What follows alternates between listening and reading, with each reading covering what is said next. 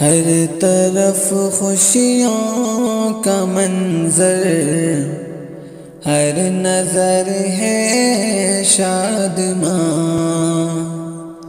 ہر طرف خوشیوں کا منظر، ہر نظر ہے شادماں۔ ابو بکر کا مضبوط جگر بول رہا ہے، ابو بکر کا مضبوط جگر بول رہا ہے، فاروق کا لہجے کا سرر بول رہا ہے۔ ابو بکر کا مضبوط جگر بول رہا ہے، فاروق کے لہجے کا سرر بول رہا ہے۔ فارا کی چوٹی میں جو ہوئی تھی تقریر، اب تک اسی لہجے کا اثر بول رہا ہے، اب تک اسی لہجے کا اثر بول رہا ہے۔ الحمد لله نحمده ونستعينه ونستغفره ونؤمن به ونتوكل عليه ونعوذ بالله من شرور أنفسنا ومن سيئات أعمالنا، من يهده الله فلا مضل له ومن يضلله فلا هادي له، ونشهد أن لا إله إلا الله وحده لا شريك له، ونشهد أن سيدنا وشفيعنا وسندنا ومولانا محمدًا عبده ورسوله، أرسله بالحق بشيرا ونذيرا وداعيا إلى الله بإذنه وسراجا منيرا، صلى الله تعالى عليه وعلى آله وأصحابه وسلم تسليما كثيرا أما بعد، فأعوذ بالله من الشيطان الرجيم، بسم الله الرحمن الرحيم، إنا أنزلناه في ليلة مباركة إنا كنا منذرين، وقال النبي صلى الله تعالى عليه وسلم، اقرأوا القرآن فإنه يأتي يوم القيامة شفيعا لأصحابه، أو كما قال عليه الصلاة والسلام۔ ایک مرتبہ درود شریف پڑھ لیں، اللہم صلی علی محمد النبی الأمی وعلى آلہ وسلم تسلیما کثیرا کثیرا کثیرا کثیرا۔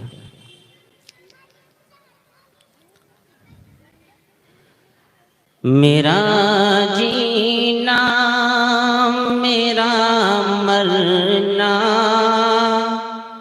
الہی تیرے خاطر ہو،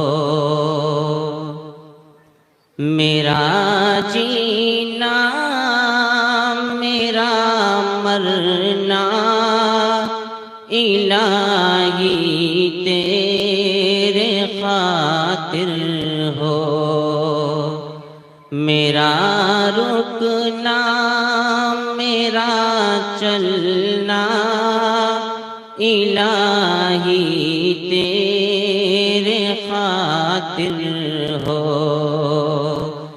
میرا ہنسنا میرا رونا الہی تیرے خاطر ہو،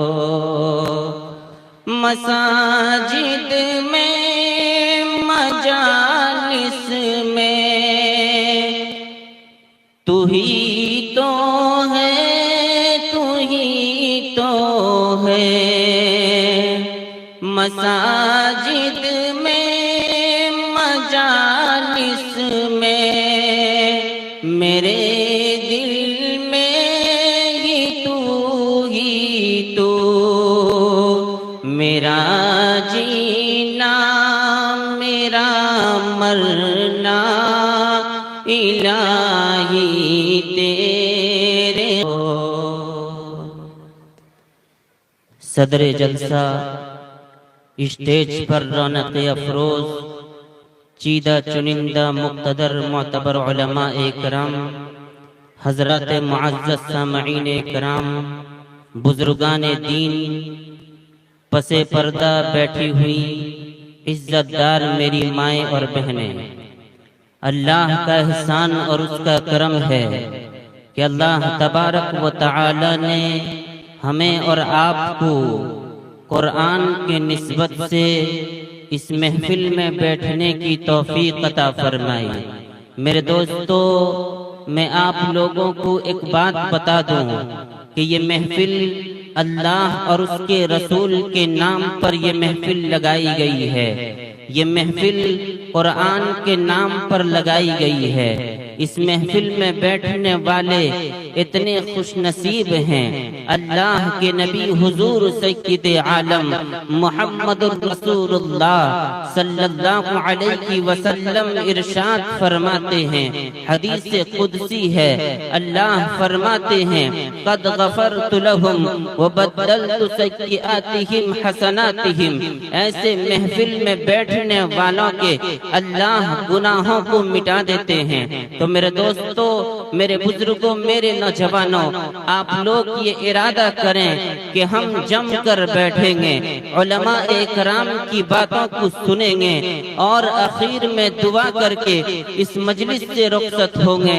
تو میرے دوستو، میں نے قرآن کریم کی ایک آیت تلاوت کی ہے، اللہ کے نبی حضور سید عالم محمد رسول اللہ صلی اللہ علیہ وسلم کی ایک حدیث مبارکہ پڑھی ہے جس کا تعلق قرآن سے ہے، جس کا تعلق قرآن کریم سے ہے۔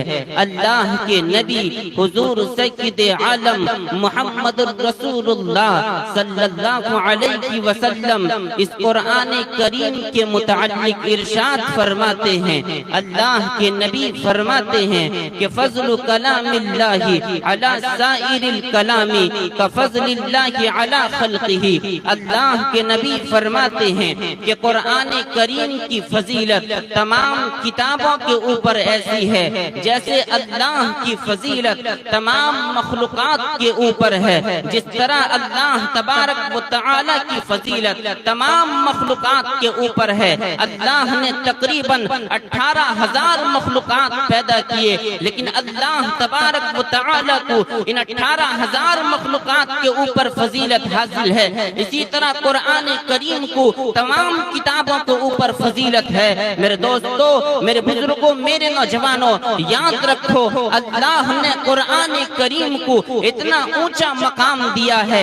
اللہ کے نبی حضور سید عالم محمد رسول اللہ صلی اللہ علیہ وسلم فرماتے ہیں کہ قرآن کریم بڑا مقدس کتاب ہے، بڑی بابرکت کتاب ہے۔ اللہ نے تقریباً آسمان سے 104 کتابیں نازل کیا۔ کسی کو کتاب اللہ سارے کے سارے کتاب اللہ ہیں، کلام اللہ نہیں ہے۔ توریت کتاب اللہ ہے، کلام اللہ نہیں ہے۔ زبور کتاب اللہ ہے، کلام اللہ نہیں ہے۔ انجیل کتاب اللہ ہے، کلام اللہ نہیں ہے۔ لیکن قرآن کریم جو اللہ کا کلام بھی ہے اور اللہ کی کتاب بھی ہے۔ کلام کے کیا معنی ہیں؟ میرے اور آپ کے زبان سے جو بات نکل رہی ہے اسے عربی میں کلام کہتے ہیں۔ گویا کہ قرآن کریم یہ اللہ کی بات ہے، یہ اللہ کی بات چیت ہے۔ یہی وجہ ہے اللہ کے نبی حضور سید عالم محمد رسول اللہ صلی اللہ علیہ وسلم ارشاد فرماتے ہیں کہ من اراد ان یحدث ربہ فلیقرأ القرآن۔ جو آدمی یہ چاہتا ہے کہ وہ اللہ سے بات چیت کرے، اللہ سے ہم کلام ہو، اللہ سے بات کرنے کا ارادہ رکھتا ہے، اسے چاہیے چاہیے کہ وہ قرآن کریم کو پڑھے، اسے چاہیے کہ وہ قرآن کریم کو کھول کر دیکھے، اسے چاہیے کہ وہ قرآن کریم کو اپنے سینے سے لگائے۔ میرے دوستوں، میرے بزرگوں، میرے نوجوانوں، لیکن آج ہمارا حال یہ ہے، ہم اسی قرآن کو چھوڑ کر اپنی زندگی گزار رہے ہیں، قرآن سے دور ہیں، پسے پشت ڈال کر قرآن کو اپنی زندگی گزار رہے ہیں، اپنے بچوں کو قرآن کی تعلیم نہیں دیتے ہیں، اپنے ماں باپ قرآن کریم سے دور ہیں، ہمارے ماں باپ قرآن سے دور ہیں، ہماری اولاد قرآن سے دور ہے، ہماری بیٹی قرآن سے دور ہے، ہماری عورتیں قرآن سے دور ہے۔ یاد رکھو، اللہ کے نبی حضور سید عالم محمد رسول اللہ صلی اللہ علیہ وسلم ارشاد فرماتے ہیں، اقرأوا القرآن فإنه يأتي يوم القیامت شفیعا لأصحابہ۔ اللہ کے نبی فرماتے ہیں کل قیامت کا دن ہوگا، نفسا نفسی کا عالم ہوگا، جہاں کوئی کسی کا پرسان حال نہیں ہوگا۔ ایسے عالم کے اندر جو قرآن کریم کو پڑھتا ہوگا، قرآن کریم کو یاد کرتا ہوگا، قرآن سے محبت کیا ہوگا، قرآن کریم کو کھول کر دیکھا ہوگا، قسم خدا کی یاد رکھو میرے دوستو، ایسے عالم کے اندر قرآن کریم اللہ کے سامنے ایسے بندے کے لیے شفاعت کرے گا جو بندہ قرآن پڑھتا ہوگا، جو بندہ قرآن کھول کر دیکھتا ہوگا۔ یاد رکھو، اللہ تبارک و تعالی کی یہ کتاب کوئی معمولی کتاب نہیں ہے، جو اللہ کا کلام بھی ہے، اللہ کی کتاب بھی ہے، اتنی بڑی کتاب ہے، اتنی اونچی کتاب ہے،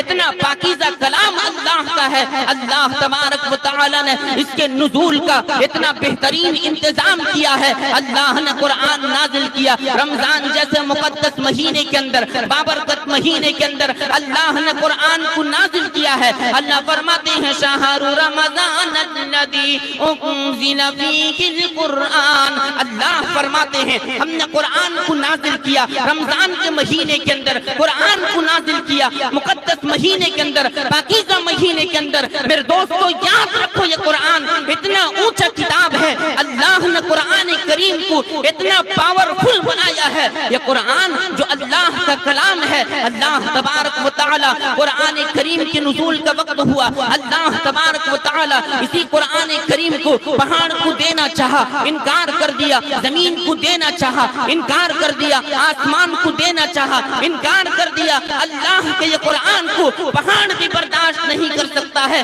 اللہ فرماتے ہیں لو انزلنا هذا القرآن على جبل لرأيته خاشعا متصدعا من خشیت اللہ۔ اللہ فرماتے ہیں اگر ہم اس قرآن کریم کو پہاڑ کے اوپر نازل کر دیتے، پہاڑ ریزہ ریزہ ہو جاتا، ٹکڑا ٹکڑا ہو جاتا۔ پہاڑ کے اندر یہ طاقت نہیں ہے کہ قرآن کریم کو اٹھائے، قرآن کریم کے بوجھ کو برداشت کرے۔ تو میرے دوستو، میرے بزرگوں، میرے نوجوانوں، یہی قرآن کریم کی نسبت سے یہ محفل لگائی گئی ہے، یہ محفل سجایا گیا ہے قرآن کی برکت سے، قرآن کی نسبت سے۔ یاد رکھو کٹکنے والوں، میں آپ کو ایک پیغام دے کر جاتا ہوں، قرآن کریم سے جڑو، یا قرآن کریم کی جو خدمت کر رہے ہیں ان سے جڑ جاؤ۔ قرآن کریم جہاں تعلیم پایا جا رہا ہے ان سے جڑ جاؤ۔ اللہ کے نبی حضور سید عالم محمد رسول اللہ صلی اللہ علیہ وسلم فرماتے ہیں ان العالم والمتعلم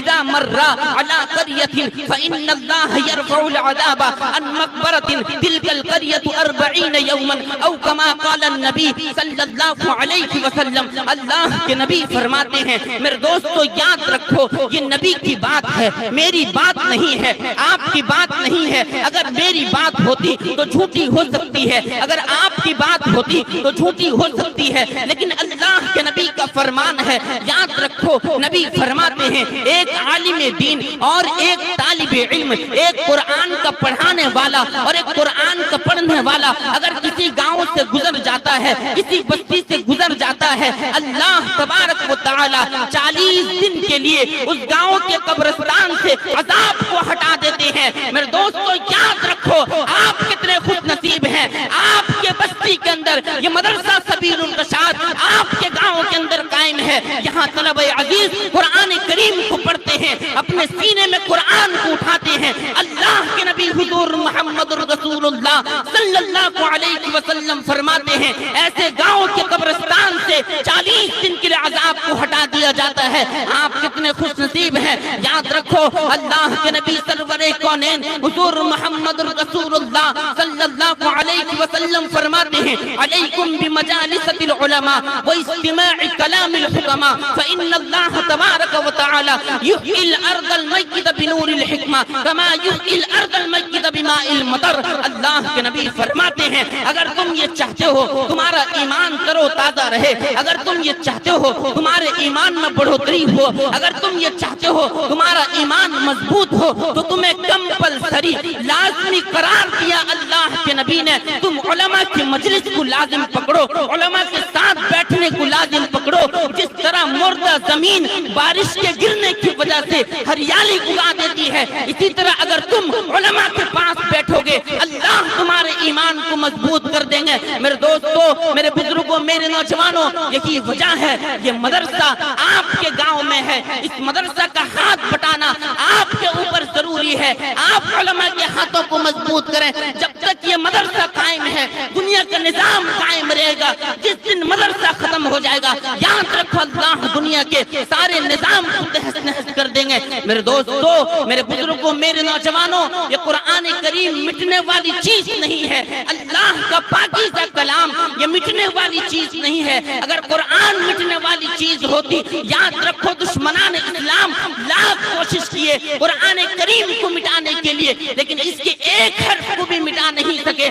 آپ کو پتا ہوگا وسیم رضوی آیا قرآن کی آیتوں کو بدلنے کے لیے, قرآن کے حرف کو بدلنے کے لیے, لیکن اللہ تبارک و تعالی کا ایسا پاکیزہ کلام ہے وسیم رضوی دنیا سے تباہ و برباد ہو جائے گا لیکن قرآن کو نہیں مٹا سکتا ہے. میرے دوستو, میرے بزرگوں, میرے نوجوانوں, یاد رکھو اللہ کے نبی حضور سید عالم محمد رسول اللہ صلی اللہ علیہ وسلم فرماتے ہیں کہ یشفع یوم القیامت ثلاث الانبیاء ثم العلماء ثم الشہداء. میرے دوستو, ایک بات کہہ کر اپنی بات کو ختم کرتا ہوں. اسٹیج پر رونق افروز حضرت مولانا مسعود صاحب تشریف فرما ہے, ان کی موجودگی میں ایک بات آپ کو بتا کر جاتا ہوں. میرے دوستو, اللہ کے نبی فرماتے ہیں کل قیامت کا دن ہوگا, سب سے پہلے اللہ تبارک و تعالی انبیاء کو حکم دیں گے کہ وہ شفاعت کریں گے. دوسرے نمبر پر علماء کو حق دیں گے کہ وہ اپنے ماننے والوں کو اور اپنے چاہنے والوں کو اللہ تبارک و تعالی یہ حق دیں گے کہ وہ ان کی شفاعت کریں گے. میرے دوستو, میرے بزرگوں, میرے نوجوانوں, یہ کتنی اونچی شان ہے ان علماء اکرام کی, ان طلبہ عزیز کی. میرے دوستو, میرے بزرگوں, میرے نوجوانوں, لہذا ان سے محبت کرنا ہمارے اوپر ضروری ہے. کریں گے انشاءاللہ. ہاتھ اٹھا کر کہیے کہ علماء سے محبت کریں گے, مدارس سے محبت کریں گے. ہاتھ اٹھا کر کہیے یاد رکھو یہ مدرسہ دین کے قرار کا ایک ذریعہ ہے, دنیا میں انسان کے قرار کا ایک ذریعہ یہ مدرسہ ہے. اگر یہ مدرسہ ختم ہو جائے گا ہم ختم ہو جائیں گے. ملکہ برطانیہ نے یہ آرڈر جاری کیا کہ ہندوستان کے اندر سے اگر مدرسہ کو ختم کر دیا جائے تو ہمارا ہندوستان پر قبضہ کرنا آسان ہو جائے گا. یہی وجہ ہے تقریباً دلی کے اندر 18,000 مدارس کو بلڈوز کر دیا گیا. میرے دوستو, یاد رکھو انہیں پتا ہے دشمنان اسلام کو کہ اگر مدرسہ کو ختم کر دیا جائے گا تو ہم مسلمان کے اوپر قابض ہو جائیں گے, مسلمان کو ختم کر دیں گے. لیکن یاد رکھو میرے دوستو, اگر ہمارا ساتھ دیتے رہیں گے یہ مدرسہ قائم رہے گا. ہمارے دلوں کے اندر سے ایمان چھیننے والا کسی مائی کے لال کے اندر یہ دم نہیں ہے کہ ہمارے دلوں سے ایمان چھین جائے. دوستو, لہذا آپ لوگوں سے درخواست ہے کہ مدرسہ کا ضرور آپ توجہ دیں, مدرسہ کا دھیان رکھیں, مدرسہ کا خیال رکھیں. ان علماء کے ہاتھوں کو مضبوط کریں, مدارس اسلامیہ کو مضبوط کریں. اللہ تبارک و تعالی جتنی باتیں کہی گئی ہے اللہ مجھے بھی اور آپ کو بھی سننے سے زیادہ عمل کرنے کی توفیق عطا فرمائے. اللہ تعالی دین دونی رات چوگنی اس مدرسہ کو ترقیات سے نوازے اور اللہ تبارک و تعالی اس گاؤں کے قبرستان سے اللہ عذاب کو ہٹا دے. وآخر دعوانا ان الحمدللہ رب العالمین. جزاک اللہ خیر.